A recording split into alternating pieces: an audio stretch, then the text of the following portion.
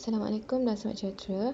Hari ini saya nak share macam mana kita nak transfer ataupun kopikan fail Sulam yang daripada Telegram kepada Pendrive USB OTG dan so kita boleh terus cucuk USB tu ke Mesin untuk Sulam terus. Katakan ini kita punya dalam Telegram kita punya file ni yang .pes ni, file design Sulam.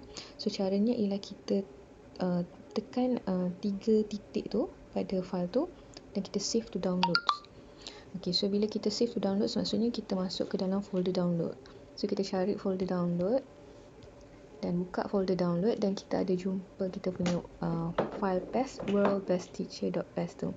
So apa kita nak buat ialah kita tekan dia lama sampai keluar tik tu, dan kemudian dekat kanan paling atas ada 3 titik, kita tekan dan pilih sama ada copy tu atau move tu, dan kemudian kita pilih masuk ke USB.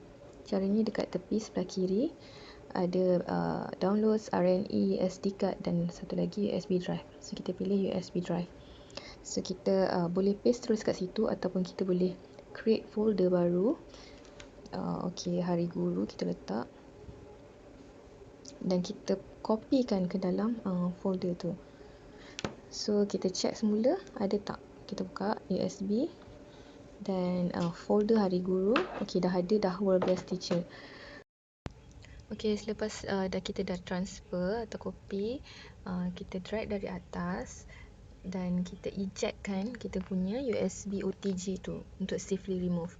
Dan selepas tu kita boleh cabut dan cucuk dekat mesin Sulam kita dan kita boleh sulam design yang kita copy tadi. Itu saja ya. Thank you. Ada 2 jenis USB OTG, sama ada yang direct pakai ke telefon ataupun menggunakan adapter dengan pendrive biasa.